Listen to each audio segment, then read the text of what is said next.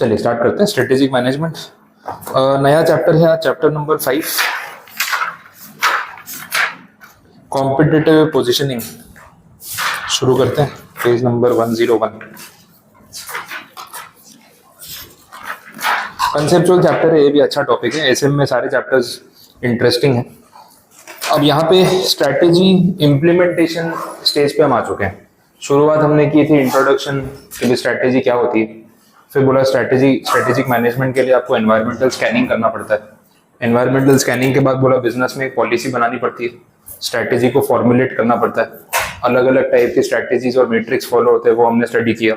अब यहाँ पे हम बात कर रहे हैं इम्प्लीमेंटेशन की और कंट्रोल की। अब इन्होंने सब कुछ बताया, इम्प्लीमेंटेशन में क्या सपोर्टिंग फैक्टर्स होते हैं, स्ट्रैटेजी इंप्लीमेंट करते टाइम किन चीज़ों का ध्यान रखना पड़ता है, चैलेंजेस क्या क्या आते हैं जब आप इम्प्लीमेंटेशन करते हो, लीडरशिप का क्या रोल रहता है, जिस तरीके से वो स्ट्रैटेजी को इम्प्लीमेंट और कंट्रोल कर सकते हैं। ये सारे पॉइंट्स हम देखने वाले हैं। और second half of the chapter में कुछ नए टॉपिक्स हैं, जैसे रेलेवेंट हैं। बिटकॉइन, ब्लॉकचेन टेक्नोलॉजी की बात हुई है, आर्टिफिशियल इंटेलिजेंस पे बात की है, फिनटेक कंपनीज के बारे में बात हो रही है। तो ये सब नए रेलेवेंट टॉपिक्स भी इसके अंदर आपको मिलेंगे। वैसा चलिए देखते हैं। स्टार्टिंग में जो फर्स्ट पार्ट है उसमें स्ट्रेटेजी इंप्लीमेंटेशन की बात हो रही है कि होता क्या है। थियोरेटिकली थोड़ा समझ लेते हैं। It is a process through which a strategy is put into action. Implementation मतलब एग्जीक्यूशन वाला पार्ट हो गया। जो पेपर पे अभी तक स्ट्रेटेजी बनाई थी उसको एग्जीक्यूट करना शुरू करना, that is the process. Strategies are only means to an end, मतलब एक डेस्टिनेशन तक पहुंचने का एक रास्ता है स्ट्रेटेजी, और कुछ नहीं है। वैसा accomplishment of organisations objectives which have to be activated through implementation. This is because both strategic formulation and strategic implementation process are intervened in real life situation. ये दोनों चीजें आपस में कनेक्टेड है। फॉर्मुलेशन और इम्प्लीमेंटेशन आगे पीछे ही चलता है। पहले फॉर्मुलेशन होगा, फिर इम्प्लीमेंटेशन होगा, इम्प्लीमेंटेशन के बाद मॉनिटरिंग और कंट्रोल होगा। उसमें आपको समझ में आएगा कि आपने जो सोचा था और जो हो रहा है उसमें कितना गैप है। फिर से आप स्ट्रैटेजी में थोड़ा बहुत रिविजन कर सकते हो। तो फ्लेक्सिबिलिटी भी रखनी पड़ती है। वो साइकिल है, प्लान डू एक्शन वाला साइकिल जो है चलता रहता है। वैसे चलिए, while strategic formulation is largely an intellectual process, implementation is more of operational nature. Strategy बनाना दिमाग चलाने वाला काम है, स्ट्रेटेजी एग्जीक्यूट करना हाथ पैर चलाने वाला, मेहनत करने वाला काम है। तो वो ग्राउंड लेवल पे बिजनेस ऑपरेशंस में दिखना चाहिए। तो आपने स्ट्रेटेजी तो बना दी, इतना प्रोडक्शन करेंगे, इतनी मार्केटिंग करेंगे, इतना सेल करेंगे, इतना प्रमोशन करेंगे, बट जब करने जाओगे तो मेहनत तो फिर आपका फिजिकल लेबर होने वाला है। प्रोडक्शन करने में वर्कर्स की मेहनत होगी, सेल्स करने में sales department door to door जाएगा, कंपनी टू कंपनी जाएगा, उसकी मेहनत होगी। डिस्ट्रीब्यूशन चैनल आपको एक्सटेंड करना है तो हर लेवल पे जाके आपको बात करनी पड़ेगी, हर चीज को मीटिंग के थ्रू आपको सेट करना पड़ेगा। तो उसमें आपका फिजिकल लेबर जाएगा, वो ऑपरेशनल पार्ट हो गया। वैसा ये सब चीजें थोड़ा दिमाग में रहती है ना, तो पॉइंट्स मिल जाते हैं कि जब लिखना होगा तो 4 सेंटेंसेस अपने को चाहिए कि कैसे थोड़ा एलेबोरेट करें, तो ये पॉइंट्स काम आते हैं। A good strategy without effective implementation is futile. सही बात है, स्ट्रैटेजी बहुत अच्छी थी, एग्जीक्यूशन में फेलियर हो गया तो स्ट्रैटेजी का कोई फायदा नहीं है। आपके पास एग्जीक्यूशन के लिए टीम बहुत अच्छी है, बट आपने अच्छी स्ट्रैटेजी नहीं बनाई तो भी गड़बड़ है। तो दोनों चीजें अपनी जगह परफेक्ट होनी चाहिए, तभी आपको सक्सेस मिलेगी। Implementation of policies and strategies is concern with the design and management of systems to achieve the best integration of people, structure, process, resources in reaching the objective। ये सारी चीजें एक साथ सही से मिलाओगे तो जाके आपको डिजायर्ड रिजल्ट मिलेगा। इम्प्लाइड सी बात है। The major task of implementation strategy is to create a fit between the company's goals and its other activities. Generally, 2 types of fits needs to be created: fit between the strategy and the functional policy, and fit between the strategy and the organizational structure, process and system। एक होता है कि आप जो strategy बना रहे हो वो आपकी पॉलिसीज के साथ मैच होनी चाहिए। फंक्शनल पॉलिसी मतलब काम करने का तरीका। तो ऑन पेपर थियोरेटिकली चीजें बनाना अलग चीज हो गई और प्रैक्टिकली उसको एग्जीक्यूट करना अलग चीज हो गई। अगर इन दोनों में एक सिंक्रोनाइजेशन नहीं है तो आपको वो रिजल्ट नहीं मिलेगा जो आपको चाहिए। बिकॉज जो चीज हमारी कैपेबिलिटी के बाहर है या जिस काम करने के तरीके को हमारा स्टाफ, हमारी टीम समझती नहीं है, अगर आप वैसी स्ट्रैटेजी बना दोगे तो theory wise you are very good, but practical में पूरा एग्जीक्यूशन जीरो हो जाएगा। बिकॉज आपकी टीम को समझ ही नहीं आ रहा कि वो चीज करनी कैसी है। तो रियलिस्टिक फैक्टर्स को ध्यान में रख के हमें स्ट्रैटेजी बनानी पड़ती है कि ये काम हमारा स्टाफ कर पाएगा कि नहीं कर पाएगा। मैं आपको कोई भी अनरियलिस्टिक गोल या चैलेंज दे दूंगा और आप सक्सेसफुली वो काम करके ले आओगे, वो जरूरी नहीं है। किसी को काम देते टाइम उसकी कैपेबिलिटी, उसका पोटेंशियल, उसकी नॉलेज, उसका पास्ट एक्सपीरियंस, ये सब फैक्टर्स ध्यान में रखने पड़ते हैं।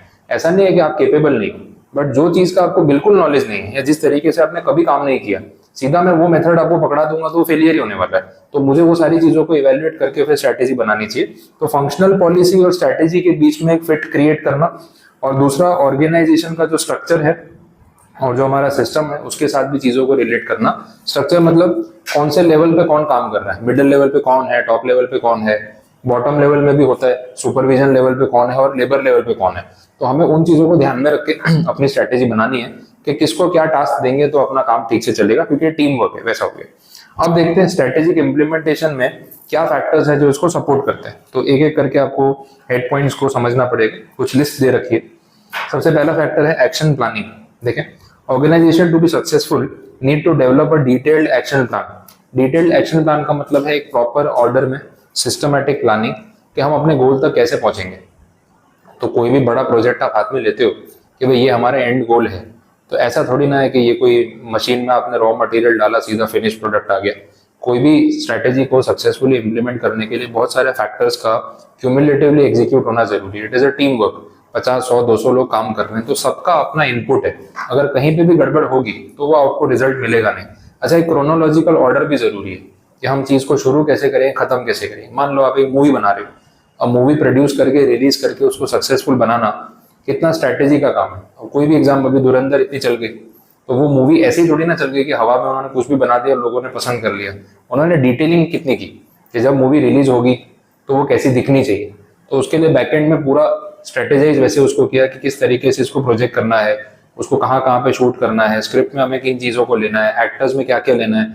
तो हर चीज़ की डिटेलिंग जब आप कर रहे हो और एक स्ट्रक्चर्ड वे में उस चीज़ को प्रेजेंट कर रहे हो तो जाके वो आपका आउटपुट मिल रहा है जो आपने स्टार्टिंग में सोचा होगा। और बहुत स्ट्रेटेजिकली दिमाग लगाया जाता है। अभी मैं पढ़ रहा था उसके बारे में, धुरंधर अभी सेकंड पार्ट रिलीज हुआ, अब उसके बाद ओटीटी पे आने वाली थी मूवी। तो यूजुअली इतने गैप पे मूवी ओटीटी पे आ जाती है, पर्पसफुली इन्होंने रोक के रखा था आईपीएल की वजह से। पूरा स्क्रीन स्पेस चाहिए उनको ओटीटी पे भी, तो बहुत स्ट्रक्चर्ड तरीके से काम कर रहे हैं कि जल्दबाजी नहीं है कि जैसे ही थिएटर में मूवी रिलीज हुई उसका हाइप हुआ, सबने देखा, थोड़ा हाइप कम हुआ, पब्लिक ने देख ली, फिर आईपीएल शुरू हो गया। अब हॉटस्टार पे ही मूवी रिलीज करनी थी, हॉटस्टार पे ही आईपीएल भी आ रहा है, तो वो नहीं चाहते थे कि व्यूअरशिप डिवाइड हो जाए कि आईपीएल के टाइम पे मूवी रिलीज करेंगे तो आधे से ज्यादा पब्लिक का ध्यान क्रिकेट पे होगा और तब उनके पास ऑप्शन होगा तो धुरंधर नहीं देखेंगे। अब आईपीएल खत्म होने का वेट किया, 31 को फाइनल हुआ, 4 तारीख को पिक्चर रिलीज ओटीटी पे। अब पब्लिक के पास कुछ काम नहीं है, वैसे भी आईपीएल के मीम चल रहे होते हैं, शाम को बैठे हैं बोर हो रहे हैं क्या करेंगे, आईपीएल खत्म हो गया, तुरंत पब्लिक को नया ऑप्शन दे दिया, लो अब आपके पास मार्केट में कुछ नहीं है तो मूवी देख लो। तो जो व्यूअरशिप उनको अभी मिल रही है वो शायद पिछले महीने रिलीज करने पे नहीं मिलती, क्राउड डिवाइड हो जाता है। तो हर चीज को सोच समझ के क्रोनोलॉजिकल ऑर्डर में एक एक्शन प्लान बना के आप जब एग्जीक्यूट करते हो ना, तो एकदम वो पजल सॉल्विंग होता है ना, पीसेस एकदम फिट बैठ जाते हैं। तो स्टेप बाय स्टेप चलना चाहिए, that is action planning. Chronological list of steps, assigning responsibility to specific individuals, set a due date for accomplishment, estimate the resources required। सबको अपना अपना काम दे दो, सबको डेडलाइन समझा दो कि भाई पहले इसका काम है, इसका खत्म होते ही आप शुरू कर देना, और आप दोनों अपना अपना काम पैरेलली कर सकते हो। ये जो सीपीएम पार्ट वाला टॉपिक है उसमें वैसे ही है कि भाई एक प्रोजेक्ट को पूरा एग्जीक्यूट करने के लिए कौन सा काम पहले करना है, कौन सा बाद में, और कौन से काम ऐसे हैं जो आपस में कनेक्टेड नहीं है, जो पैरेलली कंप्लीट किए जा सकते हैं। तो वो सीपीएम और पॉइंट वाले टॉपिक में प्रोजेक्ट मैनेजमेंट ही होता है मेनली। तो ये चीज है, action planning is very important, ये बोला। Proper and suitable organisational structure, इसमें अंदर कोई कंटेंट की जरूरत नहीं थी, जितना लिखा है उससे आपको समझ आएगा कि भाई ऑर्गेनाइजेशन के स्ट्रक्चर में कहाँ पे किसको अपॉइंट करना है, कौन सी पोस्ट पे कौन काम करेगा, ये बहुत सिस्टमैटिकली और सोच के अपॉइंटमेंट करना चाहिए, तो ये आपको रिजल्ट मिलेगा। Importance of human resource factor, staff is very important, team is very important, तो उनके स्किल्स मैटर करते हैं। एनुअल बिजनेस प्लान, हर साल का एक विजन होना चाहिए कि इस साल हमारा मेन गोल ये है, तो उस हिसाब से हम चलेंगे। एक सुपरफिशियल एक आपका प्लान होना चाहिए कि इस साल का मेरा विजन क्या है, फिर अगले साल का विजन क्या है। तो एनुअली अगर आपके माइंड में गोल होगा कि इस साल के एंड तक हमें ये चीज पे टारगेट करना है, तो फोकस बना रहेगा कि क्या करना है, फिर अगले साल क्या करना है वो सिचुएशन पे देख लेंगे, वैसा होगा। मॉनिटरिंग एंड कंट्रोल तो बेसिक पार्ट है, कंटिन्यूअस मॉनिटरिंग होता है स्ट्रैटेजी का कि जो सोचा था चीजें वैसी वर्कआउट कर रही है कि नहीं कर रही। अब देख लो एआई वाली कंपनीज, क्लाउड देख लो, क्लाउड हर रोज कुछ नया लेके आता है, बड़ा स्ट्रेटेजिकली उन्होंने अपना प्रोडक्ट मार्केट में निकाला। सारे टूल्स एक साथ लॉन्च नहीं कर दिए, एक बेसिक टूल दिया, उसका हाइप क्रिएट हुआ, लोग फॉलो करना शुरू किए। चैट जीपीटी को पहले पीछे किया कि भाई ये कुछ बेटर लेके आया, अब उनके पास इतने टूल्स थे उनके आर्मरी में, तो सारे एक एक करके निकाले। तो पहले बेसिक आया अपना चैट जीपीटी वाला कि आप डेटा सर्च करो आपको सब कुछ मिलेगा, रिजल्ट्स अच्छे दे रहा है और ज्यादा रिफाइंड आउटकम दे रहा है, तो लोगों ने खुद बोलना शुरू कर दिया कि यार चैट जीपीटी से काफी बेटर है, स्ट्रक्चर्ड वे में वो आपको कंटेंट क्रिएट करके दे रहा है एवरीथिंग। जब वो हाइप हो गया, लोगों ने यूज करना शुरू कर दिया, 1 हफ्ता हुआ, 2 हफ्ता हुआ, 3 हफ्ते हुए, 4 हफ्ते हुए, फिर नया लेके आया कि बोले अब हम डिजाइनिंग में भी आ गए, तो भाई डिजाइन बनाने तो भी हम कर सकते हैं। फिर अगले हफ्ते लेके आए हम को वर्किंग करना है तो भी कर सकते हैं। आप अपने लैपटॉप के साथ इंटीग्रेट कर लो, लैपटॉप का पूरा अंदर का जो मैनेजमेंट है वो भी वो कर लेगा, वर्ड फाइल आप उसको दे दो वो भी मैनेज कर देगा। तो एक एक करके अपनी वो चीजें बताता जा रहा है स्ट्रक्चर्ड वे में कि हम इस हफ्ते ये लॉन्च करेंगे, अगले हफ्ते वो, अगले हफ्ते वो। तो स्ट्रक्चर्ड वे में काम होगा तो आपको रिजल्ट्स मिलेंगे जो आपके प्रोडक्ट को चाहिए वैसा। अब उल्टा आ रहा है मार्केट में, अब कंपनीज बोल रही है कि जितना हमारा स्टाफ का बजट होता है उससे ज्यादा खर्चा क्लाउड पे हो रहा है, तो भाई स्टाफ वापस बुला लो, स्टाफ सस्ता है। कंपनीज को ये भी रियलाइज हो रहा है, माइक्रोसॉफ्ट ने बोला, इंडिया में बहुत कंपनीज ने बोला, जो बिग फोर्स हैं उनका भी ये स्टेटमेंट आया कि बोले हमारा जो पूरे साल का बजट था वो 4 महीने में खत्म हो गया।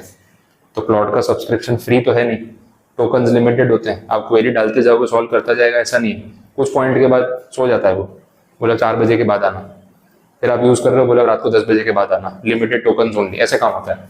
तो आपको जितना यूज करना है उतना उसको पैसे दो। अब कंपनीज ने क्या सोचा, स्टाफ को निकालो, एआई दे दो, तो एआई के बेस पे काम होता रहेगा। तो जो बचा हुआ स्टाफ है सबको एआई सब्सक्रिप्शन दे दिया, अब सब एआई यूज कर करके काम करते जा रहे हैं। अब टोकन्स खत्म हो जाते हैं तो और पैसा लग जाता है, तो इतना पैसा क्लाउड को दे दिया कंपनीज ने कि अब इवैल्यूएशन करके उनका मैनेजमेंट बोल रहा है कि यार इससे तो स्टाफ सस्ता पड़ता, तो उससे बेटर है कि उनको सैलरी दो, उनको जॉब भी मिलती, कंपनी में रिक्रूटमेंट भी रहता, और एआई से तो कम ही खर्चा हो रहा था। तो अब ह्यूमन स्टाफ सस्ता पड़ रहा है, एआई महंगा पड़ रहा है, तो वापस काफी कंपनीज जो है वो ह्यूमन स्टाफ पे स्विच कर रही है कि इंजीनियर की सैलरी कम है और क्लाउड का सब्सक्रिप्शन महंगा है। सोचो, तो अल्टीमेटली वो इतना भी इजी टू जंप सॉल्यूशन नहीं है कि एआई आ गया तो मार्केट खत्म हो गया। अब जिस दिन से सोशल मीडिया में ये न्यूज आने लगी है, कंपनीज ने डिक्लेरेशन दिया है, वापस मार्केट में एक थोड़ा सा पॉजिटिव वेव आ गई। अब इंजीनियर्स को और टेक वालों को लग रहा है कि नहीं हमारी भी जरूरत है, सारा काम क्लाउड नहीं कर पाएगा क्योंकि हम सस्ते हैं, क्लाउड महंगा है, तो आएगी कंपनी वापस हमारी तरफ। तो वो जो हायरिंग प्रोसेस है या जो रिट्रेंचमेंट हो रहा है वो थोड़ा बहुत अब लोगों को डर कम हो गया कि सबकी नौकरी चली जाएगी, वैसा नहीं होगा, कॉस्ट इवैल्यूएशन होगा, ये वैसी बात है, तो वो अच्छा है। और जिस दिन ये हुआ उस दिन सारी आईटी कंपनी स्टॉक मार्केट में ऊपर चली गई, क्योंकि अब कैसा था कि वो आईटी कंपनीज का जो थ्रेट था कि एआई आ गया है तो हमारी क्या जरूरत है, तो अब वो चीज वापस थोड़ी सी रिवर्सिबल हो रही है, तो उस वजह से मार्केट भी ऊपर नीचे हो रहा है। ये सब पॉइंट्स देखें।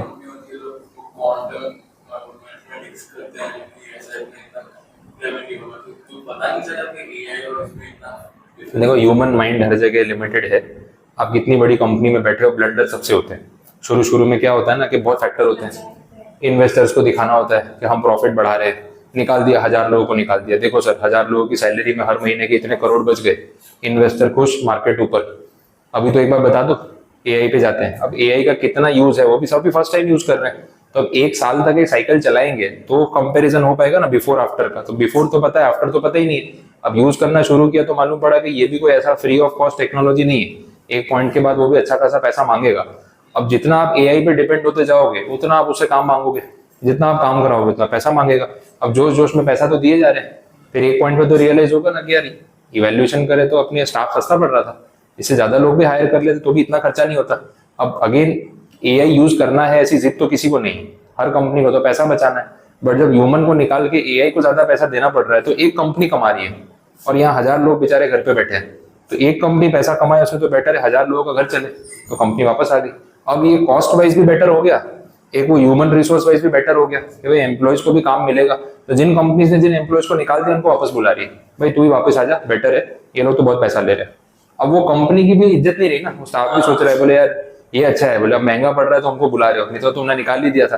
बट फाइनेंशियल डिसीजंस जो है वो इमोशन से अलग है, तो अब कंपनी भी क्या करेगी, उनको प्रॉफिटेबल दिखना है तो करेंगे, अच्छी अच्छी प्रॉफिट जनरेट करने वाली कंपनी स्टाफ निकाल रही है, और सिर्फ और बेटर प्रॉफिट दिखाने के चक्कर में, इन्वेस्टर को अट्रैक्ट करने के चक्कर में भी हो रहा है, तो दैट इज वेरी अनएथिकल या अनफेयर। लेकिन अब मार्केट ऐसे ही वर्क करता है, अपने कुछ कर नहीं सकते वैसे, तो डिपेंडेंसी आ जाती है।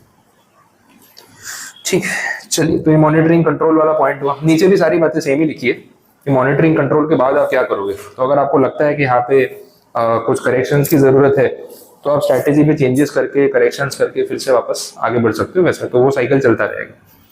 ठीक है, चलिए नेक्स्ट देखें। अगला पॉइंट है इश्यूज इन स्ट्रेटेजी इंप्लीमेंटेशन। अब यहाँ पे है कि प्रॉब्लम्स क्या क्या आती है, इश्यूज की बात हो रही, फैक्टर्स तो आपको बता दिए, तो अलग अलग लेवल पे इश्यूज आ सकते हैं। पहला जो है वो प्रोजेक्ट इम्प्लीमेंटेशन की बात हो रही है, थोड़ा पढ़ेंगे तो आपको क्लैरिटी मिलेगी। Project is a highly specific program for which time schedule and specific cause are determined in advance. Projects create all necessary conditions and facilities required for strategy implementation, discipline or project management. A project basically passes through various phases which are given below before a set of tasks can be accomplished. एक पूरा project complete करना detailed काम है, उसमें एक task नहीं होगा, 50 activities होंगी, आप करते जाओगे तो जाके वो प्रोजेक्ट पूरा कंप्लीट हो पाएगा, वो बता रहे हैं। तो क्या चीजें इसमें होती, पहला तो बोला डिटेल्ड प्लानिंग, वो होने ही वाला है हर एस्पेक्ट को लेके, infrastructure, design of the plant और फैक्ट्री, ठीक है, शेड्यूल्स, बजट्स, ये सारी चीजों पे आपको काम करना पड़ेगा। Ideas generated during the process and choice of consideration form the core of the future project. आप जब किसी प्रोजेक्ट पे काम कर रहे हो तो आइडिया स्टेज पे आप बहुत अलग अलग चीजों पे दिमाग लगा रहे हो, ऐसे भी कर सकते हैं, वैसे भी कर सकते हैं, ये भी हो सकता है, तो आपके पास ऑल्टरनेटिव्स होंगे कि हम कैसे आगे बढ़े। फिर आप जो ऑल्टरनेटिव सिलेक्ट करोगे बाकी की सारी चीजें उसके ऊपर डिपेंड करेंगी, बजट, रिसोर्सेज, टाइमलाइन, शेड्यूलिंग, सब उस ऑल्टरनेटिव पर डिपेंड करेगा। तो ये होने वाला है। After a set of projects have been identified and arranged according to priority, they have to be subjected. अब देखो एक प्रोजेक्ट के अंदर आपको मल्टीपल टास्क करना है या आपको बहुत सारे अलग अलग जो प्रोजेक्ट्स हैं उन पे काम करना है, तो एक कंपनी सारे प्रोजेक्ट्स पे एक साथ काम करने जाएगी तो भी प्रॉब्लम है। तो आपको क्या करना पड़ेगा, किसी एक प्रोजेक्ट के ऊपर पहले फोकस करना पड़ेगा और प्रायोरिटी सेट करनी पड़ेगी कि इन सारे प्रोजेक्ट्स में से सबसे इंपॉर्टेंट और प्रायर कौन सा है, पहले उस पर काम करो, वो खत्म होगा फिर हम दूसरे प्रोजेक्ट पे जाएंगे।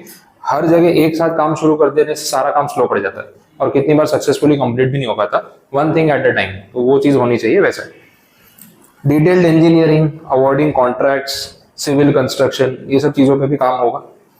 और फाइनल फेज में तो प्रोजेक्ट को खत्म करना, डिसबैंडिंग द प्रोजेक्ट का मतलब है उसको एंड करके दूसरे प्रोजेक्ट पे आगे बढ़ना।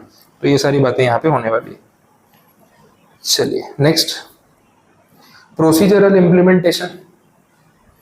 Okay, strategic implementation also requires executing the strategy based on the rules, regulations and procedures formulated by the government. Mainly इस पॉइंट में ये लोग गवर्नमेंट के जो लॉज है उसकी बात कर रहे हैं कि किसी भी स्ट्रेटेजी को एग्जीक्यूट करते टाइम कानून भी बीच में आता है, सरकार किस चीज की परमिशन देती है, किस चीज की नहीं देती है, वो ध्यान में रखे बिना आप किसी स्ट्रेटेजी को एग्जीक्यूट नहीं कर पाओगे। वैसे तो इसमें लिबरलाइजेशन, प्राइवेटाइजेशन, ग्लोबलाइजेशन का रेफरेंस दिया हुआ है और भी ऐसे बहुत सारे कानून है। लाइसेंसिंग रिक्वायरमेंट्स की बात हो रही है, फेमा की बात हो रही है, तो आप जो चाहो वो थोड़ी कर सकते हो। अब भाई फॉरेन फंडिंग चाहिए तो फेमा के रूल्स आ जाएंगे, वैसा होगा। कौन सा टाइप का बिजनेस करना चाहते हो, अगर उसमें लाइसेंसिंग कंपलसरी तो पहले लाइसेंस लेना पड़ेगा। तो रूल रेगुलेशंस को एग्जीक्यूट किए बिना काम नहीं हो सकता, ये हमें ध्यान में रख के चलना है। वैसा तो प्रोसीजर फॉलो करते टाइम ये सब प्रॉब्लम्स आ सकती है, कुछ इंपोर्ट एक्सपोर्ट करना है तो कस्टम के लॉज बीच में आएंगे, वैसा रहेगा। ये पॉइंट्स हो। चलिए आगे देखें, ऑर्गेनाइजेशनल स्ट्रक्चर एंड स्ट्रेटेजीज, ये थर्ड पॉइंट हो गया। अब इसमें ऐसा ही, ऑर्गेनाइजेशनल स्ट्रक्चर क्या होता है वो आपको पता है, तो टीम कैसी बनाए, किसको रिक्रूट करे, कौन सी पोस्ट पे किसको क्या काम दे, सोचने वाला काम है ना भाई, हर किसी की कैपेबिलिटी अलग है। Wrong person at the wrong place is a problem, तो फिर स्ट्रक्चर को आपको सोच समझ के डिजाइन करना पड़ेगा। वैसे रिसोर्स एलोकेशन, पैसे, फंड्स, ह्यूमन रिसोर्स, कौन से डिपार्टमेंट को कितनी फंडिंग देनी है। अब जब बजटिंग होती है ना तो डिपार्टमेंट्स के बीच में भी फाइट होता है, भाई कंपनी के पास पैसा लिमिटेड है, भाई मेरे पास इतने फंड्स हैं, प्रोडक्शन वाला भी पैसे मांग रहा है, सर प्लांट में जरूरत है, अपग्रेडेशन करना है, नई मशीन डालनी है। रॉ मटेरियल वाला बोल रहा है सर प्रोक्योरमेंट के लिए पैसे चाहिए, फंड्स दोगे तो मैं रॉ मटेरियल प्रोक्योर करूंगा। स्पेयर पार्ट वाला बोल रहा है भाई मुझे भी पैसे चाहिए। मार्केटिंग टीम बोल रही है सर एडवर्टाइजमेंट करनी है, टीवी पे ऐड देना है, उसका बजट निकालो। सोशल मीडिया मार्केटिंग करनी है, उसका बजट निकालो। बाकी डिस्ट्रीब्यूशन चैनल वाले बोल रहे हैं सर डिस्ट्रीब्यूशन नेटवर्क सेटअप करना है तो दूर दूर जाना पड़ेगा, हर एक रिटेलर से, हर दुकानदार से बात करनी पड़ेगी, उसके लिए स्टाफ चाहिए, उनको कमीशन देना है, वन टाइम कुछ पे करना है तो उसके लिए फंड चाहिए। मतलब जो टॉप पे बैठा है उसके सामने 10 लोग खड़े हैं, सब अपना अपना पैसा मांग रहे हैं, तो बात बजटिंग पे आ जाती है। अब भाई सबको बोला जाता है प्रोडक्शन वाले को भाई आपका बजट दे दो, कितना पैसा चाहिए और कहाँ क्यों कितना खर्च करना है उसकी डिटेल दो पूरी। मार्केटिंग वाले से पूछेंगे एडवर्टाइजमेंट में कितना खर्च करना है, तो भाई एडवर्टाइजमेंट की लिस्ट दो, कितनी एडवर्टाइजमेंट करने वाले हो, क्या स्पेंडिंग सोचा है आपने, जो स्पेंडिंग होगा उससे रेवेन्यू कितना बढ़ेगा, थोड़ा डेटा तो लेके आओ। तो फिर आप सबके बजट्स को पढ़ने के बाद मैं डिसाइड करूंगा कि कौन से डिपार्टमेंट को कितना पैसा देना है। That is allocation of resources, क्योंकि फंड्स लिमिटेड होंगे तो बहुत बार जितना पैसा चाहिए उतना मिलता नहीं है, ऊपर से सैंक्शन नहीं होता। दूसरा ये है कि हर डिपार्टमेंट थोड़ा बढ़ा चढ़ा के लिखता है, यार 100 चाहिए तो 120 तो मांगने पड़ेंगे, तो काट पीट के 100 मिलेंगे। अब ये बात तो ऊपर वाले को भी समझ आ जाती है कि सब लोग बढ़ा चढ़ा के बोलते हैं, तो जितना आप मांगोगे उससे कम मिलेगा। अब किसी ने बेचारे ने जेन्युइनली उतना ही लिखा हो जितना उसको चाहिए, तो पैसे कट जाएंगे, तो बोले कम बजट में कैसे काम करूं। अब दिमाग चलाओगे, कम बजट में काम करने का सोचोगे, तो ही वो फाइनेंशियल एफिशिएंसी आएगी ना। तो पैसों के मामले में हाथ थोड़ा सा टाइट रखना पड़ेगा, तभी जाके कंपनी प्रॉफिटेबल बनेगी। नहीं तो हर डिपार्टमेंट को मुंह मांगा पैसा दे दिया तो फिर बचाओगे क्या। ये सारे पॉइंट्स होते हैं, इस पर ध्यान रखना पड़ता है वैसे। चलिए, functional policies.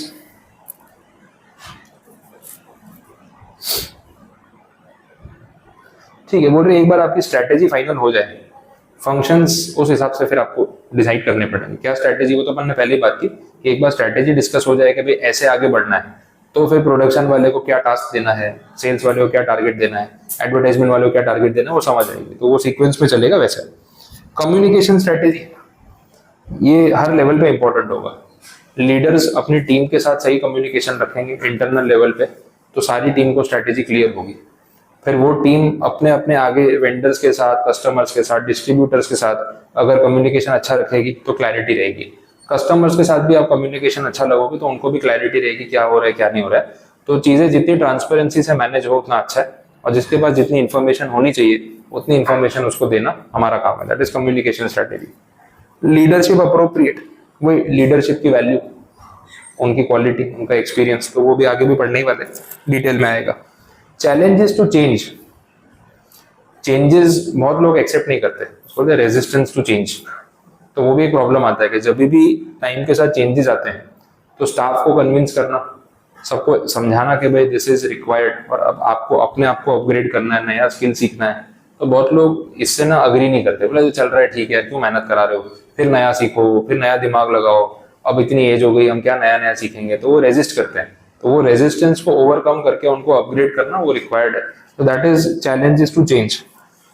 Pre implementation evaluation strategy, strategy execute करने से पहले एक बार लास्ट टाइम इवेल्युएट कर लो कि अभी भी कुछ करेक्शंस की रिक्वायरमेंट है, स्ट्रेटेजी ठीक लग रही है। वो मिसाइल छोड़ने से पहले एक बार सोच लो, फिर एक बार बटन दबा दिया फिर कुछ नहीं होगा, ये वैसी बात हो गई। That is pre implementation evaluation strategy, वैसा हो गया।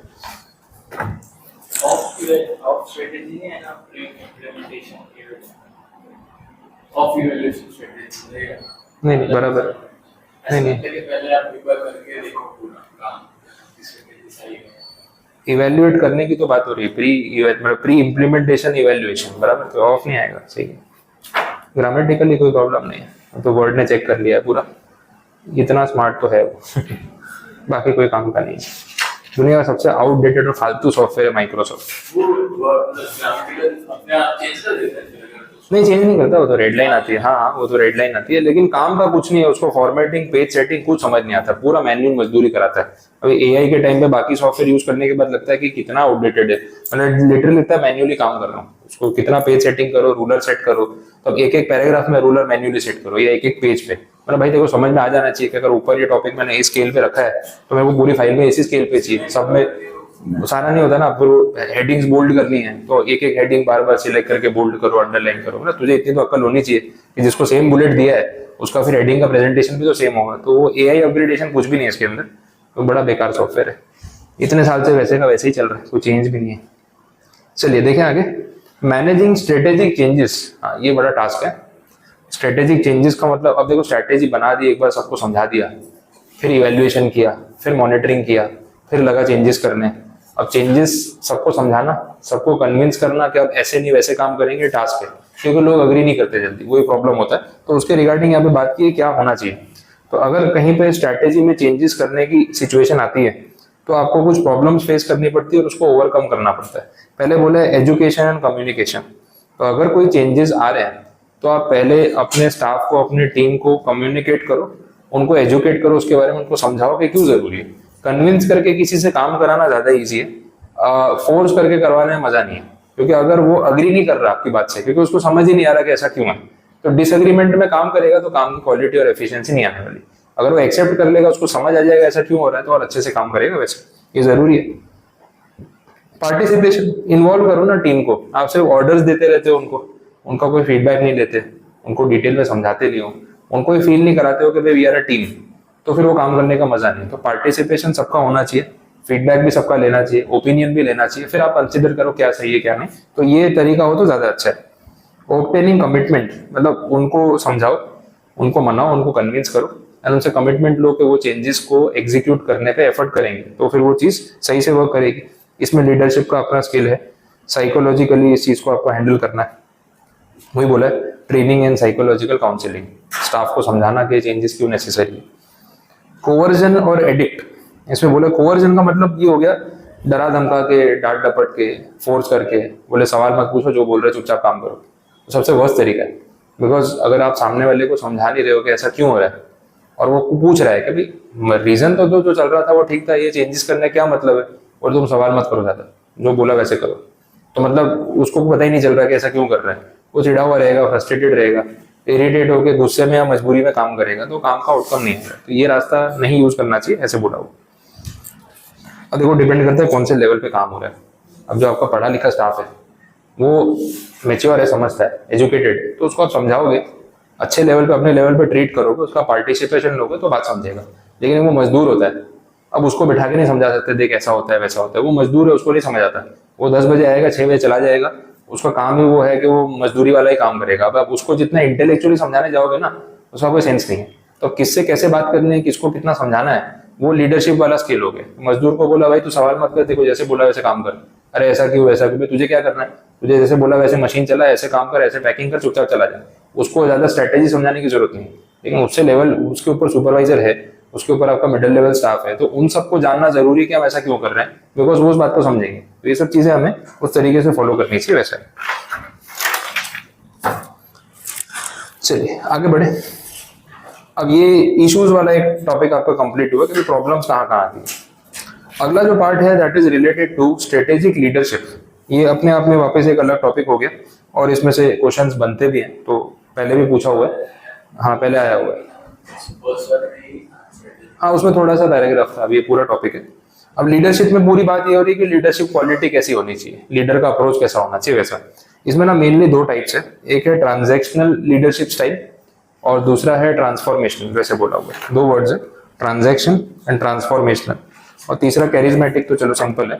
अब ये दोनों कंपैरिजन में आते हैं, ट्रांजैक्शनल वर्सेस ट्रांसफॉर्मेशनल, और पिछले एग्जाम के पेपर में उन्होंने ये चीज पूछी, दोनों का डिफरेंस पूछ लिया, मतलब दोनों टॉपिक की पूछ ली। वैसा अब दोनों लीडरशिप स्टाइल में अप्रोच का फर्क है। सबसे पहला जो ट्रांजैक्शनल लीडरशिप स्टाइल है, वहां पे इनका जो मेन फोकस है वो इंसेंटिव वाले सिस्टम पे है। ट्रांजैक्शन, मनी, इंसेंटिव, वैसे आप क्या लिंक कर सकते हो। तो लीडर को पता है कि हर कोई पैसे के पीछे भाग रहा है, जितना इंसेंटिव देंगे, लालच देंगे इंसेंटिव का, उतना उसके पीछे भागेगा। वो कैसा है, वो बोलते हैं ना, वो ट्रेडमिल पे भाग रहा है, सामने गाजर लटका दिया, उसके पीछे भागता रहे, कभी पहुंचेगा नहीं वहां तक, लेकिन भाग रहा है। इंसेंटिव स्कीम कुछ वैसी है, नो डाउट, उसमें ऐसा नहीं है कुछ नहीं मिलता, पैसे अच्छे मिलते हैं, बट फिक्स पे के साथ साथ अगर एक इंसेंटिव वाला लालच हो तो मोटिवेशन अपने आप आ जाता है, फिर ज्यादा बोलना नहीं पड़ता है, खुद ही भागेगा।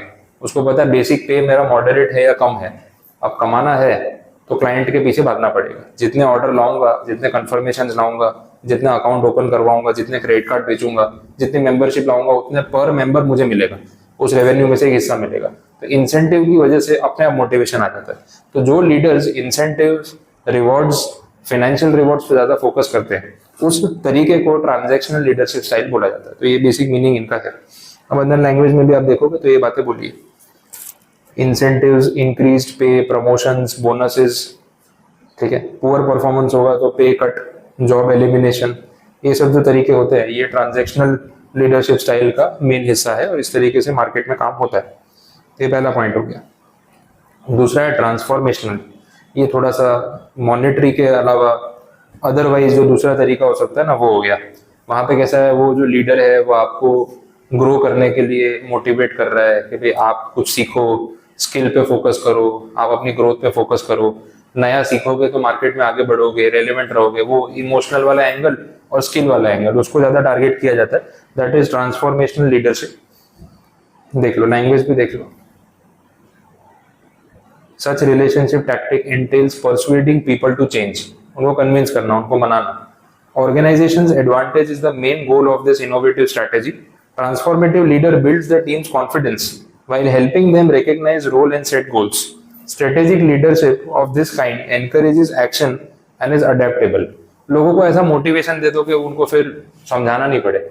एक गोल क्रिएट कर दो उनके माइंड में कि तुम अपने स्किल पे काम करोगे तो तुम कहाँ से कहाँ पहुंच सकते हो। इंसेंटिव, सैलरी, प्रमोशन वो पार्ट ऑफ द प्रोसेस है, वो तो हो ही जाएगा, लेकिन तुम अपनी पर्सनल ग्रोथ पे और नॉलेज डेवलपमेंट पे, अपने स्किल के ऊपर ज्यादा काम करो, उस चीज पे ज्यादा फोकस करो। और एक बोलते हैं ना, हर चीज मुझे तुमको समझानी पड़े, इससे बेटर है तुम सॉल्यूशंस लेके आओ, तुम लीडर बनो। उस टाइप का एक मोटिवेशन किसी को दोगे ना तो उसको अथॉरिटी फील होगी कि यार मैं भी सोच सकता हूँ, मैं भी दिमाग लगा सकता हूँ, जो मेरा बॉस कर रहा है मैं भी कर सकता हूँ। उस टाइप की एक अथॉरिटी देना, एंड नथिंग रॉन्ग। कितनी बार लोग क्या है ना, वो इनसिक्योरिटी में दूसरे को आगे नहीं बढ़ने देते, बट बहुत बार लीडर्स को ऐसा होता है कि यार मैं तुझे सिखा रहा हूँ, मैं भी ग्रो हो रहा हूँ तेरे साथ, अगर तू 10 से 15 पे आएगा तो मैं 15 से 20 पे जाऊंगा, ऐसा कुछ दिक्कत नहीं है। और तुझे सिखा दिया तो मेरी जॉब चली जाएगी, ऐसा कुछ नहीं है। बड़ा बिजनेस है, आप ग्रो करोगे, आपके दिमाग से कंपनी ग्रो करेगी तो पूरी कंपनी को फायदा होगा, मुझे भी होगा, आपको भी होगा। तो ऐसा नहीं है कि भाई आपको कुछ सिखाऊंगा नहीं, आगे नहीं बढ़ने दूंगा। दैट इज ट्रांसफॉर्मेशनल, कि आपका ट्रांसफॉर्मेशन करना है, आपकी ग्रोथ करनी है on individual level also. That is a leadership style. वैसा नेक्स्ट है कैरिज्मेटिक लीडरशिप। ये तो फिर ऐसा होता है ना कि आपकी पर्सनैलिटी आपने ऐसी रखी हुई है कि सब आपको देख के बस इंस्पायर हो रहे हैं कि यार इसके जैसा बनना है। आपको अपने मुंह से कुछ बोलने की जरूरत ही नहीं है, आपका एक्शन, आपका बिहेवियर देख के हर कोई आपके जैसा बनना चाहता है। तो दैट इज कैरिज्मेटिक लीडरशिप। अब धोनी की इंप्रेशन ऐसी है तो हर किसी को धोनी जैसा कैप्टन बनना है, और वो जा जाके किसी को सिखाता नहीं ऐसा कर वैसा कर, जैसा मैं बोल रहा हूँ। विजिबल है जो वो कर रहा है, उसका वो ऑरा वैसा क्रिएट हो गया है कि लोग उसको देख के अपने आप वैसा बनना चाहते हैं without him saying anything to anyone. सब लोग आइडलाइज कर रहे हैं कि नहीं कैप्टन हो तो भाई धोनी जैसा हो। उससे सीखना है टीम को कैसे हैंडल करना है, उससे सीखना है भाई किस प्लेयर का बेस्ट परफॉर्मेंस कैसे निकालना है, एंड दैट वे। अभी आईपीएल खत्म हुआ तो सीएसके में स्टार्टिंग में ये डिबेट था कि भाई यही टीम जब धोनी एज अ कैप्टन चला रहा था तो ordinary non kept non main team player से भी वो विकेट्स निकलवा रहा है, तुषार देशपांडे से विकेट्स निकलवा रहा है, और देखो वो नहीं था तो एक एक ओवर में 5-5 छक्के पिट रहे हैं उसको। सेम प्लेयर है, लेकिन एक लीडरशिप का कितना फर्क है। वो स्टंप के पीछे से जो गाइडेंस दे रहा है उसको खाली लेबर की तरह काम करना है। इसने बोला यहाँ बॉल डाल, दिमाग मत लगा, तो यहाँ बॉल डाल, मैं बोल रहा हूँ। फील्डिंग मैंने सेट की हुई है, लेंथ बॉल की मैंने सेट की हुई है, बैट्समैन कहाँ गलती करेगा मुझे पता है, वो तेरा काम नहीं है। अब बॉलर टेंशन फ्री, मैं मेरे को जो बोला है ऑटो कमांड है, मेरे को बोला है वो करना है, मुझे विकेट कैसे निकालने उस पर दिमाग ही नहीं लगाना। तो वो लीडरशिप क्वालिटी ऐसी है कि भाई काम अपने आप हो जाएगा ही। वैसा बहुत सारे प्लेयर्स के रिकॉर्ड्स बताते हैं। अपना चहल है, चहल और कुलदीप यादव, दो स्पिन बॉलर, दोनों ने धोनी की कीपिंग और कैप्टनसी में जितनी विकेट्स ली है, अदरवाइज उनकी उतनी विकेट्स नहीं, क्योंकि वो पीछे से बताता था इसको यहाँ बॉल डाल आउट हो जाएगा, फील्डिंग वैसे लगा रहा हूँ। कितनी विकेट वो खुद बोलते हैं, बोले इंटरव्यूज में, बोले हमको दिमाग लगाना नहीं पड़ता था। बोले धोनी ने कैप्टनसी वो कर रहा है, फील्डिंग लगा रखी है, वो बोलता था शॉर्ट डाल, वो बोलता है बाहर डाल, बोलता है लेग डाल, जैसा वो बोलता था हम डालते थे और विकेटें उसमें मिलती थी। तो हमको दिमाग लगाना पड़ता नहीं था एज अ बॉलर कि मैं बैट्समैन को कैसे फंसाऊं। वो पीछे से ऑब्जर्व कर रहा है कि ये बैटर इस बॉल पे फंसेगा, तो फील्डिंग भी उसने सेट कर दी, हमको गाइडेंस भी दे दी, हमें टप्पा वहां गिराना जैसे बोला है, अब उतना कर दिया, अपनी विकेटें निकल रही। तो वो लीडरशिप स्टाइल अपने आप जो है वो उस तरीके से वर्क करता है वैसे। चलिए, तो ये पॉइंट कंप्लीट हुआ। तो ये पूछा हुआ टॉपिक है, आप ध्यान रखना, मिलेंगे आपको questions. Next, strategic leadership skills. ठीक है, ये कीवर्ड्स वाला मतलब हेड पॉइंट्स वाला आंसर है, कुछ खास नहीं है इसमें। ये वाला आंसर में आगे वाला है, देखते तो चलेगा। कौन सा? नेविगेटर वाला, फिर चेंज ड्राइवर, एंटरप्रेन्योर्स। कौन से वाले आंसर में? ये स्किल वाले? हाँ हाँ, आप वर्ड्स यूज कर सकते हो, कोई प्रॉब्लम नहीं, चलेगा। लेकिन तो सोच के लिखना है, आपके दिमाग में जो कैरेक्टरिस्टिक्स आ गए आपने लिख दिए तो चलेगा। जरूरी नहीं कि एकदम चैप्टर वाइज होगा कि इसमें से लिखो, ऐसा नहीं होगा। ठीक है, कुछ स्किल्स बताए हुए लीडरशिप के। एंटिसिपेट करना, इंफॉर्मेशन कलेक्ट करके प्रिडिक्ट कर पाना कि आगे क्या चलेगा क्या नहीं चलेगा, लीडरशिप क्वालिटी। विजनरी होना, वो अपने वहां पे भी देखा ना कि फ्यूचर में क्या चीज चलेगी, उसका विजन आपके अंदर होना चाहिए, दैट इज विजनरी। दूसरा बोला है चैलेंज। चैलेंज में क्या बोल रहा है? View and reframe a problem from multiple angles. हाँ, मतलब अगर कोई प्रॉब्लम आती है आपके सामने, चैलेंजेस आते हैं, तो आप उस पर सोच सकोगे इसका क्या क्या सॉल्यूशन निकल सकता है, दिमाग चलना चाहिए। इंटरप्रिटेशन का मतलब भी वही होता है, सिचुएशन को समझना, डिसीजन लेना, डिसाइड करना, डिसीजन मेकिंग एबिलिटी होना, कि भाई प्रेशर सिचुएशन में क्विक डिसीजन लेना भी एक स्किल होता है, ठीक है, तो वो होना चाहिए। अलाइनमेंट, अलाइनमेंट का मतलब हम बोलते हैं चीजों को पैरेलल लेके जाना, इन्वेस्टर का विजन और टीम का विजन मैच होना चाहिए, कि हाँ सिंक्रोनाइज होना, जोड़ना, कि भाई जो पैसा लगा रहा है वो क्या चाहता है, हाँ उसके अकॉर्डिंगली आपको स्ट्रेटेजी बनानी, क्योंकि मालिक वो है, उनके विजन से आपका विजन मैच होगा तो काम होगा, नहीं तो नहीं होगा। लर्निंग, सीखते रहना, बड़े से बड़ा एंटरप्रेनर अपने आप को इतना बड़ा नहीं समझता कि अब मुझे सब कुछ आता है। They always keep learning, even after failures they keep on learning कि हम नया क्या कर सकते हैं। तो अगर आपने लर्निंग बंद कर दी, ये मान लिया कि अब मुझे सब कुछ आता है, तो फिर आपका काम खत्म हो गया। आप कभी वो लेवल पे नहीं जा पाओगे जो आप लेवल आप इमेजिन करते हो। तो उसके लिए लर्निंग जो है वो कंटिन्यूटी में प्रोसेस है, वो चलते रहना चाहिए वैसा। Next, strategic thinking skills. Okay, अलग अलग टाइप के स्किल्स, ये भी हेड पॉइंट वाला आंसर है। एनालिटिकल स्किल्स, एनालिसिस करना आना चाहिए डेटा का, पैटर्न का, मार्केट का, कंज्यूमर बिहेवियर का, बहुत पॉइंट्स आ सकते हैं, चाहिए उतने लिख सकते हो। कम्युनिकेशन स्किल्स, वो अपन ने बात की अभी।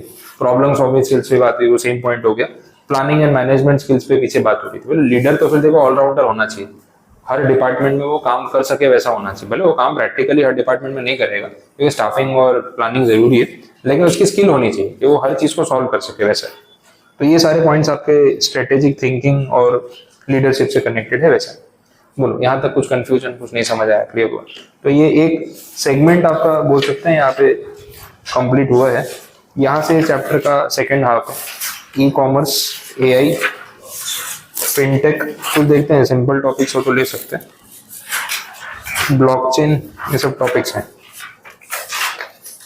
कोई एक आध सिंपल टॉपिक में कवर कर लेता हूँ, सारे तो नहीं लूंगा क्योंकि मतलब हैवी है। AI पे आज नहीं जाते, एक फिनटेक वाला टॉपिक है, वो उतना डिफिकल्ट नहीं है, तो कवर करते हैं, कुछ पेजेस कवर हो जाएंगे।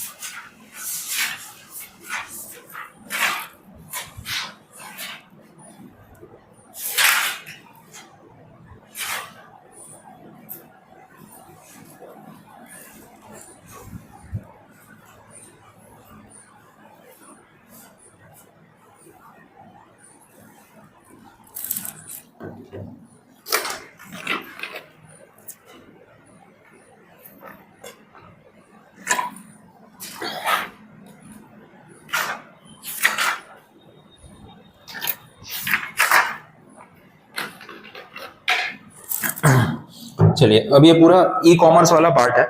भाई ई कॉमर्स वाली कैटेगरी में क्या क्या चीजें आजकल रेलेवेंट है, क्योंकि अगर हर चीज ऑनलाइन जा रही है तो ऑनलाइन में फिर बहुत सारे फैक्टर्स जो है वो एक साथ काम करेंगे। जैसे आर्टिफिशियल इंटेलिजेंस पे तो अपन बात करेंगे, वो टॉपिक भी यहाँ पे है। तो उन्होंने AI का यूटिलिटी, उसका कनेक्शन ई कॉमर्स में कितना है वो समझाया, और प्रैक्टिकली अच्छे अच्छे एग्जाम्पल्स भी आएंगे कौन कौन सी कंपनीज AI का कैसे यूज करके अपने बिजनेस को बेटर कर रही है। तो वो एक केस स्टडी तो है ही। फिनटेक एक और कैटेगरी है कि भाई फिनटेक आजकल क्यों इतना चल रहा है और कैसे कंपनी जिसको यूटिलाइज कर पा रही है, और कौन कौन से बिजनेसेस में फिनटेक का आपको इन्वॉल्वमेंट दिखेगा। ये पूरा एक सेगमेंट क्रिएट हो गया है।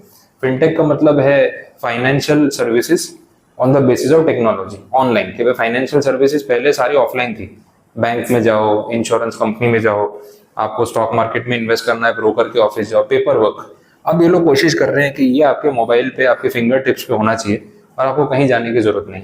तो बैंकिंग को ऑनलाइन बना रहे हैं, शॉपिंग ऑनलाइन हो चुका है, आपको इन्वेस्टमेंट्स करने हैं वो ऑनलाइन हो चुके हैं, आपको इंश्योरेंस लेना है वो ऑनलाइन हो चुका है, आपको लोन्स लेने हैं वो ऑनलाइन हो चुका है। तो ये सारा जो इकोसिस्टम है, इसको हम इन शॉर्ट फिनटेक बोल सकते हैं। आपको ऐसे इसको ध्यान रखना है। अब देखते हैं कंटेंट में क्या क्या है। आइडिया वही है, कन्वीनियंस, और कुछ भी नहीं, that is the basic part. और फिनटेक यूजर्स में कौन कौन है, इसको आप कुछ कैटेगरीज में बांट सकते हो। एक B2B कैटेगरी है। B2B आपको पता है, बिजनेस टू बिजनेस, ठीक है। तो बैंक्स को इसका फायदा मिलता है। जो बैंक्स हैं वो तो ट्रेडिशनल बिजनेस मॉडल पे थी, अब इसमें क्या हो गया, ऑनलाइन एप्स और वेबसाइट्स आ गई जिन्होंने बैंक्स को ऑनलाइन बिजनेस ला के दिया। अभी जो policybazaar.com है, loanbazaar.com है, ठीक है। तो ये कंपनीज क्या कर रही है, एग्रीगेटर्स है। आप जाके अगर इन एप्स के ऊपर लोन फाइनेंसिंग की पॉलिसी चेक करते हो तो वो आपको स्टार्टिंग में एक डिस्क्लेमर दे देता है कि भाई अगर आप हमारी ऐप चेक कर रहे हो तो आपको हमें अथॉरिटी देनी पड़ेगी कि हम आपका डेटा, आपका नंबर हमारे एग्रीगेटर्स को या बैंकिंग इंस्टीट्यूशंस को पास ऑन कर सके। लेकिन loanbazaar.com आपको लोन नहीं दे रहा है। आप हमारे प्लेटफॉर्म पे आ रहे हो ना, तो 10 NBFCs है जो हमारे पोर्टल पे रजिस्टर्ड है। तो जैसे आप हमारे पोर्टल पे आके उनके प्लान चेक करोगे, वो NBFC वाले को आपका नंबर जाएगा और वो NBFC वाला जो है वो आपको फोन करेगा प्लान समझाने के लिए। तो अगर आप इस चीज से अग्री करते हो तो टिक कर दो, तो बाद में मत बोलना कि फोन करके परेशान करते हैं। तो आप लोन मांगने आए हो इसलिए वो फोन कर रहा है, फोन नहीं करेगा तो आपको प्रोडक्ट समझा नहीं पाएगा। तो ये सब चीजें वैसी चलती है। तो जो NBFC ऑफलाइन है उसको एक ऑनलाइन पोर्टल मिल गया जहाँ से उसको कस्टमर मिल रहे हैं। तो ये लोग फिनटेक का यूज कहीं ना कहीं कर रहे हैं वैसा। Business clients, B2C services for small businesses and consumer services also, जहाँ पे आप डायरेक्टली बाई कर रहे हो। उसके बहुत एग्जांपल्स है। आपको इंश्योरेंस पॉलिसी लेनी है तो आप ऑनलाइन जाके काम कर सकते हो, वो ऑप्शन है। अब आपको कहीं पे किसी एजेंट को डायरेक्टली कॉल नहीं करना है तो चलेगा।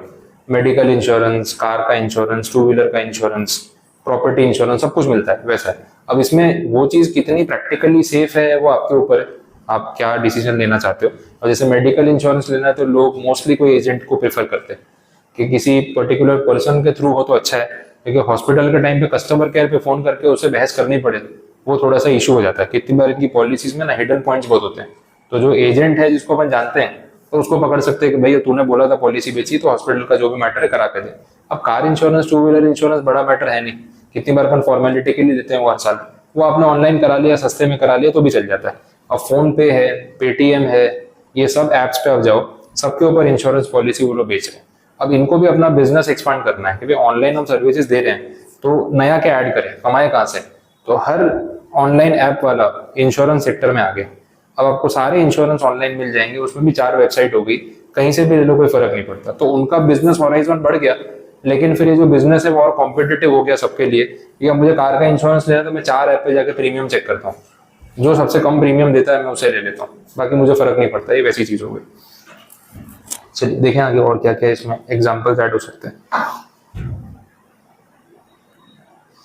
ठीक है, फिर इन्होंने थोड़ा जनरेशन से कंपैरिजन किया हुआ है कि जो फिनटेक का यूज है उसमें एक प्रॉब्लम ये भी है कि जनरेशन वाइज लोगों के पॉइंट ऑफ व्यू अलग अलग है। आप पेटीएम से पेमेंट करते हो, यूपीआई करते हो। अब देख लो आज अपन जैसी जनरेशन है, कितने लोगों ने कैश रखना ही बंद कर दिया। अब कहीं जाना होता है, मैं कितनी बार वॉलेट उठाता ही नहीं, बोले ठीक है पेटीएम कर देंगे, गूगल पे कर देंगे, है तो सही, वैसा हो गया। बट अपनी जनरेशन यूपीआई पे ज्यादा डिपेंडेंट हो गई, अपने पहले वाले ही नहीं यूज करते। अब पेरेंट्स को पूछो, नहीं नहीं कैश ले लेना, कल कल कैश भेज दूंगा, ऑनलाइन वाला नहीं है। जबकि ऑनलाइन फैसिलिटी है, बट उनका माइंडसेट वैसा है कि भाई एंट्री नहीं दिखानी, ट्रांजैक्शन नहीं दिखाना, फिर इनकम टैक्स में जाएगा, फिर खर्चा ज्यादा दिखेगा, XYZ फैक्टर्स है, वो कैश में काम करना ज्यादा प्रेफर करते हैं। उसके पहले वाली जनरेशन है आपके ग्रैंड पेरेंट्स वाले, जो 50+ होंगे, 60+ होंगे, वो टेक्नोलॉजी से डरते जाते हैं। उनको लगता है फ्रॉड हो जाएगा, लिंक पे क्लिक किया तो पैसे उड़ जाएंगे, तो सिक्योरिटी कंसर्न की वजह से वो उसमें एंटर नहीं होना चाहते। तो जो फिनटेक प्लेयर्स हैं मार्केट में, उनके लिए भी जनरेशन वाइज जो चैलेंजेस है वो अलग अलग है, कि हर जनरेशन का लुकआउट उनके प्रोडक्ट की तरफ डिफरेंट है।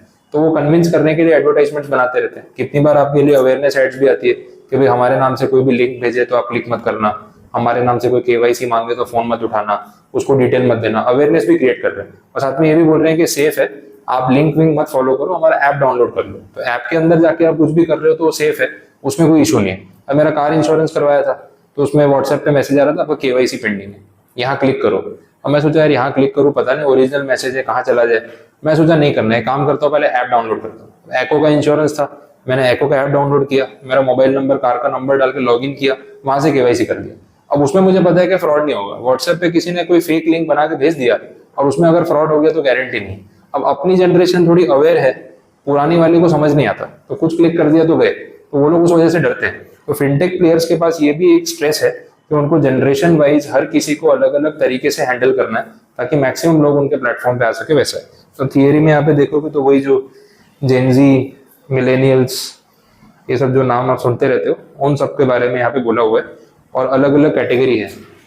उसके ऊपर की भी जो पुरानी जनरेशन है उनके भी नाम होते हैं, Gen X, Gen Y, baby boomers, ऐसा है। तो एज ग्रुप है, बेबी बूमर्स मतलब जो 1960s में बॉर्न हुए थे वो है। फिर उसके बाद Gen X आया, फिर Gen Y आया, फिर ये मिलेनियल्स आए, फिर उसके बाद Gen Z आया, फिर अभी Gen अल्फा आ गया, Gen बीटा भी आ गया। वैसा है 2025 के बाद जो बॉर्न हो रहे हो Gen बीटा है, 25 तक जो बॉर्न हो रहे हो Gen अल्फा है, उसके पहले वाले Gen Z, उसके पहले वाले मिलेनियल्स। तो अभी तो मिलेनियल वर्सेस Gen Z चल रहा था, अब तो उसके बाद भी 2 जनरेशन आ गई। तो देखा जाए तो Gen Z भी अब अपग्रेड हो गए, पुराने हो गए या मैच्योर हो गए, वैसे बोल सकते हैं। तो ये सब चीजें हैं यहाँ पे, तो ये नाम आपको मिलेंगे। बेबी बूमर्स मोस्टली जो है वो 60+ वाले लोग हैं जो सीनियर सिटीजन है। नाम बेबी बूमर है लेकिन एज में ऑपोजिट है, हाँ वैसा है।